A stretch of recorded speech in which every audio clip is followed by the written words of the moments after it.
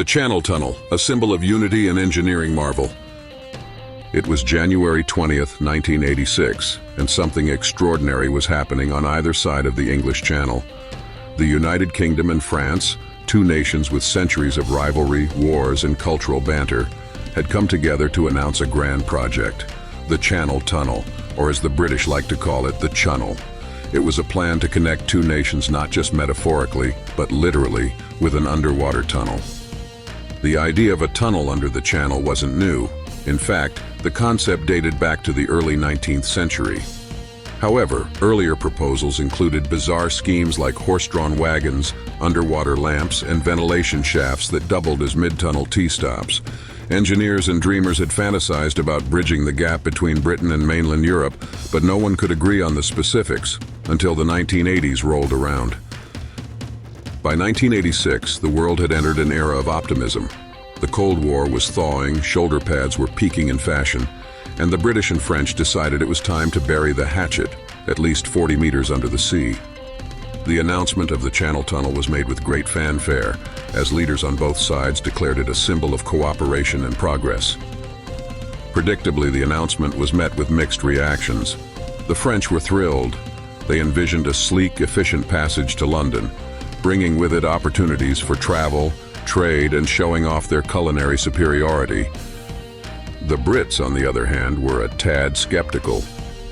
What if the French come over in droves, demanding we start eating snails and drinking wine at lunch, quipped one newspaper. Clearly, some folks weren't quite ready to swap their morning tea for a croissant.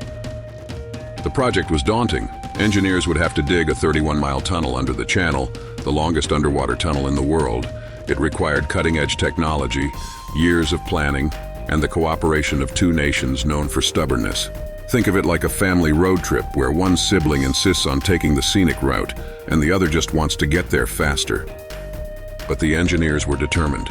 Massive drilling machines were designed, capable of boring through the seabed while simultaneously laying down the tunnel's lining. Workers from both sides began digging, racing toward the midpoint where they'd finally meet.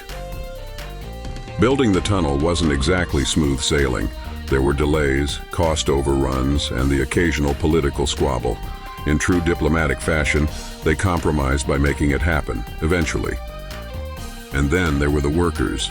Imagine being hundreds of feet underground, drilling through chalk and clay, only to discover your French counterparts had installed their section of the tracks at a slightly different gauge. Oops! Despite the challenges, the tunnel was completed in 1994, a mere 8 years after the initial announcement. When it opened, it was hailed as one of the greatest engineering achievements of the century. The Channel Tunnel not only connected two nations but also revolutionized travel. A trip that used to take hours by ferry was now just 35 minutes by train. And the fears? Well, they didn't exactly materialize. The French didn't flood Britain with baguettes, nor did the Brits storm Paris with demands for Marmite. Instead, the tunnel became a symbol of unity and progress, a testament to what can be achieved when rivals put their differences aside and dig deep. Today, the Channel Tunnel stands as a marvel of engineering and diplomacy. It's proof that even the most stubborn of neighbors can find common ground and rock and chalk when they put their minds to it. It's also a reminder that big dreams require big risks, and sometimes a lot of digging. So next time you hop on the Eurostar, spare a thought for those brave engineers who made it all possible, and maybe bring a croissant to share with your seatmate. It's the least you can do for the sake of Anglo-French relations.